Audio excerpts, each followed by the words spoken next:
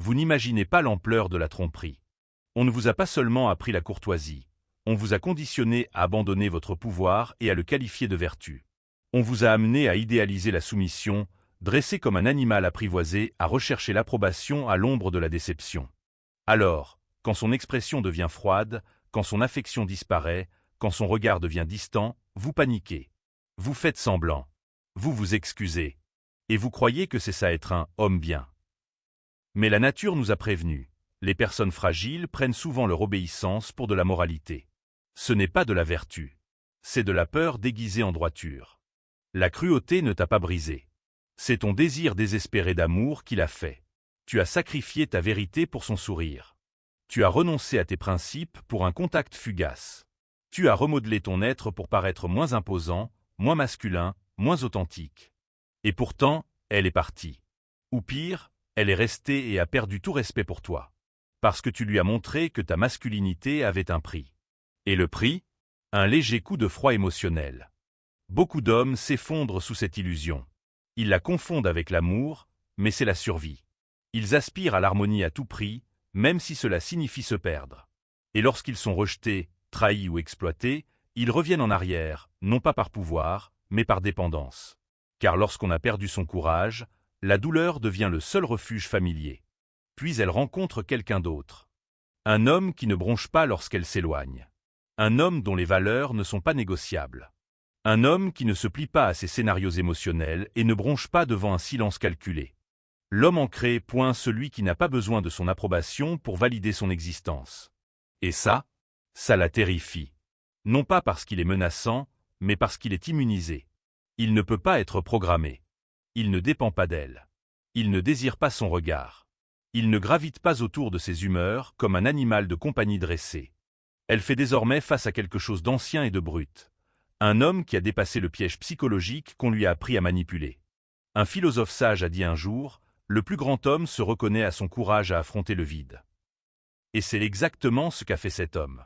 Il a contemplé l'abandon sans jamais le supplier. Il a affronté le silence sans le rompre. Il a enduré l'absence d'amour sans perdre son reflet car la perte l'a façonné, elle ne l'a pas brisé.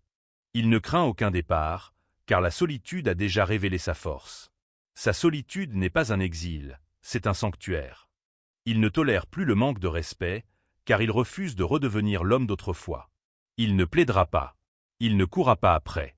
Il ne rampera pas pour obtenir de l'affection point déguisée en contrôle. Il ne cherche pas à la valider. Il gouverne sa propre essence. Et c'est cela qui la perturbe. Parce que la plupart des hommes sont faciles à démêler. Retirez-leur de l'affection et ils se replient, élevez la voix et ils rétrécissent, faites allusion à votre départ et ils promettent de devenir ce que vous voulez. Mais cet homme-là reste immobile. Il observe. Et dans ce calme, toute sa stratégie s'effondre. Les mots qu'elle a répétés tombent à plat. Les déclencheurs sur lesquels elle s'est toujours appuyée cessent de réagir. Car il n'est plus empêtré dans son mécanisme. Il voit la manipulation et refuse tout simplement de s'y engager. Voici une vérité que vous n'entendrez jamais dans la culture populaire. L'homme moyen n'est pas honoré, il est manipulé. Il vit entre l'utilité et l'obéissance. Il est valorisé lorsqu'il obéit, applaudi lorsqu'il se soumet et rejeté dès qu'il remet en question le scénario. Et pourtant, il continue à se montrer. Pourquoi ? Parce qu'il a été programmé pour courir après l'approbation comme si c'était une question de survie. Il considère la validation comme une confirmation de sa valeur. Mais la sagesse ancienne nous a avertis. Un homme qui n'a pas le courage d'être seul vivra toujours comme un captif. Et aujourd'hui, beaucoup d'hommes vivent captifs, mais ils appellent cela de la dévotion. Ils sacrifient leur raison d'être, leur intégrité, leur voix et leur présence simplement pour éviter le conflit. Et pendant un temps, cela semble payer. Elle sourit. Elle s'adoucit. Elle le laisse entrer. Mais ce n'est qu'une illusion, enveloppée d'affection. Car sous tout cela se cache un accord invisible. Soyez agréable. Soyez pratique. Soyez flexible. Mettez-la au défi, et vous êtes éliminé. La plupart des hommes, craignant l'exil émotionnel, se rendent rapidement. Mais l'homme terre à accent grave-terre n'a pas peur de l'exil. Il y a déjà vécu et découvert qu'une solitude ancrée dans la vérité vaut mieux qu'une compagnie achetée par l'effacement de soi. Il ne se pliera pas pour son confort. Il ne la trompera pas pour son approbation. Il ne se rétractera pas juste pour être toléré. Il ne cherche pas à plaire. Il essaie de rester entier. Et cela, plus que le charisme ou le succès, perturbe son entourage. Car cela signifie qu'ils n'ont aucun pouvoir sur lui.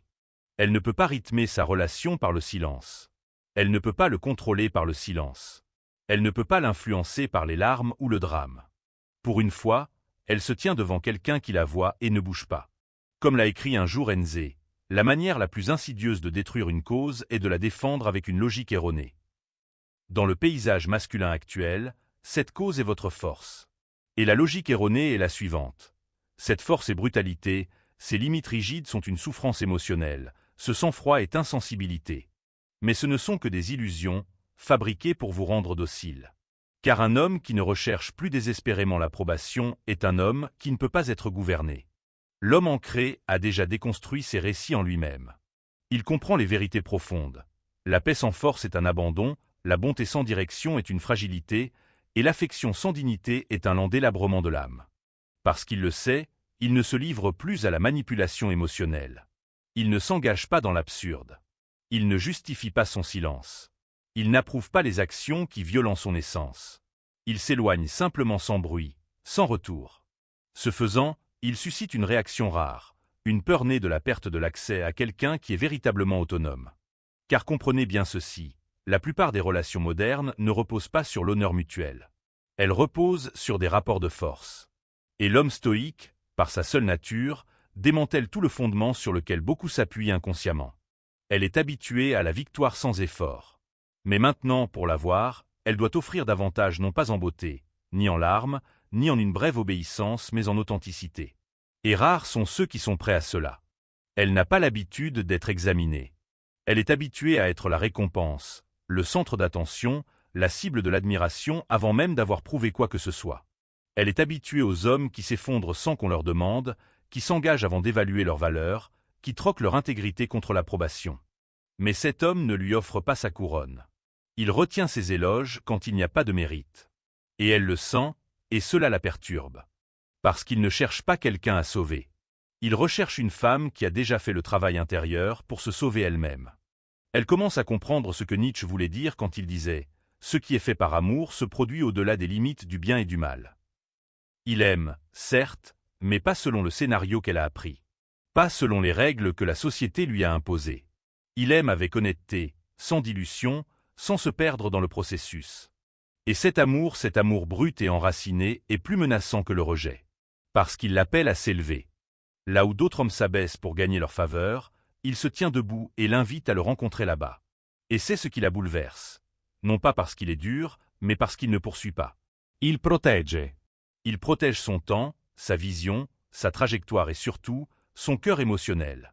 Non par peur, mais par respect sacré. Ses sentiments ne sont pas pris, ils se méritent. Son intimité n'est pas un prix, c'est une invitation. Il n'est pas distant, il est discipliné. C'est une forme de masculinité qu'elle n'a jamais rencontrée auparavant. Elle ne cherche pas à impressionner. Elle ne supplie pas d'être acceptée. Elle est simplement solide, stable exigeant qu'elle soit honnête ou qu'elle s'en aille. Comme le disait Nietzsche, tu as ta façon de faire. J'ai la mienne. Quant à la bonne, correcte ou unique façon de faire, elle n'existe pas. Voilà comment vit l'homme terrax en grafter. Il ne recherche pas la perfection, mais l'authenticité. Et parce qu'il est vrai, il est indissociable de toute persuasion. Ni la beauté, ni la flatterie, ni l'affection habilement dissimulée ne peuvent l'acheter. Il perçoit la vérité qu'elle tente de dissimuler. Son désir de domination déguisé en sensibilité, ses manipulations déguisées en affection, ses turbulences émotionnelles déguisées en intensité. Et il répond non par la confrontation, mais par le silence. Il ne s'engage pas.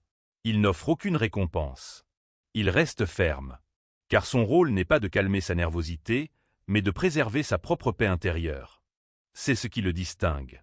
Tandis que d'autres se façonnent pour gagner son approbation, il s'aligne sur sa voie. Et peu à peu, elle comprend sans un mot qu'elle n'est pas le centre de son monde. C'est sa mission qu'il est. Et si elle ne peut pas marcher sur ce chemin à ses côtés, elle sera abandonnée non pas par cruauté, mais par lucidité. C'est là le véritable bouleversement. Ni dans la colère, ni dans les démonstrations de force, mais dans sa présence inébranlable. Son identité résolue. Sa capacité à garder son calme sous la pression. Elle tente tout retrait, manipulation, silence, séduction, mais rien ne le fait bouger. Car son essence est forgée depuis longtemps, Et aucune séduction, aucune tentation ne pourra la remodeler. C'est cela, Winston, qui la perturbe. Non pas une dureté, mais une plénitude. Le miroir le plus saisissant qu'une femme puisse rencontrer n'est pas le verre, mais un homme qui la voit pleinement et qui reste inchangé. Tous les fantasmes auxquels elle s'accrochait, tous les signaux sociaux sur lesquels elle s'appuyait, toutes les tactiques qui ont autrefois piégé d'innombrables hommes se désintègrent devant lui. La manipulation fait long feu. Les faux-semblants tombent. Le masque tombe. Et elle doit maintenant se poser la question: que puis-je offrir à un homme qui voit clair dans le jeu? Elle pensait que sa beauté suffisait, mais il veut une profondeur à la hauteur. Elle pensait qu'il la poursuivrait, mais il ne courtise pas ce qui ne s'approche pas intentionnellement. Elle pensait qu'elle serait au centre, mais il ne s'intéresse qu'à la vérité. Enze a dit un jour: l'individu a toujours dû lutter pour éviter d'être absorbé par la tribu. Si vous essayez, vous vous sentirez souvent seul. Mais aucun prix n'est trop élevé pour le don de vous posséder. C'est ce qu'elle ressent, un homme qui s'appartient entièrement à lui-même. Elle n'a aucune emprise sur lui. Non pas parce qu'il est indisponible, mais parce qu'il est solide.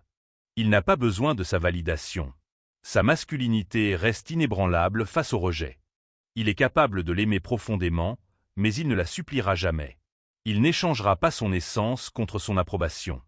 Et dans ce calme, il devient quelque chose de rare, un homme pleinement engagé émotionnellement, et pourtant mentalement intouchable.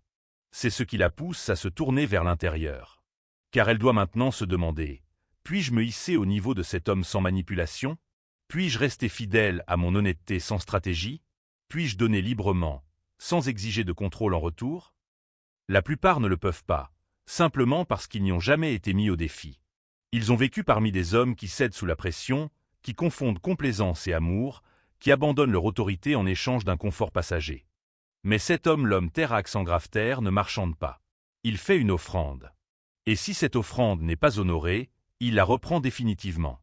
Sans avertissement, sans négociation, sans sortie prolongée. Il ne supplie pas. Il ne discute pas. Il disparaît, tout simplement, et la laisse se débattre avec cette part d'elle-même qui n'a jamais été mise à l'épreuve. Enze a un jour averti: le plus grand danger dans la vie n'est pas la souffrance, mais le confort qui émousse votre sens du but. L'homme ancré n'offre pas une telle sédation. Il exerce une pression, non pas par le volume, mais par la force pure de sa présence. Son intégrité émotionnelle et son architecture intérieure révèlent toutes les distorsions qui l'entourent. Et elle le ressent. Elle ressent la force silencieuse de quelqu'un qui n'a pas besoin de sa validation pour se tenir debout, qui ne lui demande pas sa permission pour rester ancré, qui n'alimente pas ses peurs ni ne gonfle son ego pour maintenir le lien. Cet homme est un jugement, un paradoxe vivant, un orage de vérité qui demande sans poser de questions: soyez vous-même ou effacez-vous. Il ne manipule pas, il ne piège pas, il tient simplement bon. Et le monde s'aligne ou se brise en essayant. L'homme terre à accent grave terre ne réécrit pas les règles du jeu, il les expose. Il montre qu'une grande partie de ce que nous appelons l'amour est un contrôle déguisé en tendresse. Que la plupart des relations ne sont pas ancrées dans la vérité, mais dans une coercition silencieuse. Fais-moi ressentir ce que je veux ressentir, sinon je me retire. C'est l'accord invisible, un accord scellé dans le silence, avec votre estime de soi comme garantie. Mais il refuse ce marché. Il y met le feu avant même d'en parler. Il rejette tout amour entravé. Il ne cède à aucune humeur, négocie sans dignité. Il a choisi quelque chose de plus grand que l'affection, il a choisi la souveraineté. Et c'est ce que Nietzsche décrit comme le début de tout pouvoir réel. Car vous n'êtes pas libre si votre paix dépend des louanges. Vous n'êtes pas fort si vos valeurs se plient au silence. Vous n'êtes pas un véritable homme si vos émotions doivent être contrôlées par un autre. L'homme terre à accent grave terre a tout vécu. Il a vu les larmes se transformer en tactique. Il a senti l'affection utilisée comme appât. Il a enduré le sexe utilisé comme moyen de pression et le silence répété pour manipuler. Mais maintenant, c'est un échec. Parce qu'il voit l'illusion pour ce qu'elle est et il ne joue pas. Enze a écrit un jour: celui qui combat des monstres doit veiller à ne pas en devenir un. Et quand vous regardez l'abîme vous regarde en retour. L'homme stoïque connaît cette vérité de première main. Il a scruté le gouffre de la dépendance affective. Il a affronté la part de lui-même qui, autrefois, suppliait, tordait et sacrifiait tout pour un amour qui n'a jamais vraiment existé. Et il a laissé mourir cette version de lui-même sans drame, sans chagrin. Il ne nourrit aucun ressentiment. Il a simplement dépassé son influence. Maintenant, elle le voit clairement. Cet homme ne vacille pas devant sa colère. Il ne s'effondre pas lorsqu'elle s'éloigne. Il ne réagit pas à son chaos. Il reste simplement ferme. Ni détaché, ni dur, juste imperturbable. Et cette présence ancrée, cette certitude, sereine la bouleverse au plus profond d'elle-même. Car elle dit, sans un mot, « Je ne suis pas là pour absorber ton désordre. Je suis là pour l'honnêteté. Sois fidèle à cela, ou je pars. » Elle ne domine plus la pièce. Elle n'est plus la destination. Elle ne tire plus les ficelles émotionnelles. Elle n'est qu'une âme comme les autres et pour la première fois, ses stratégies répétées s'effondrent. Maintenant, elle doit décider, évoluer ou se retirer. Nietzsche appellerait cela le point de transcendance, le moment où l'on doit abandonner la manipulation et passer par la flamme de l'authenticité pour se tenir aux côtés d'un homme qui ne peut être plié. Mais peu franchiront le pas.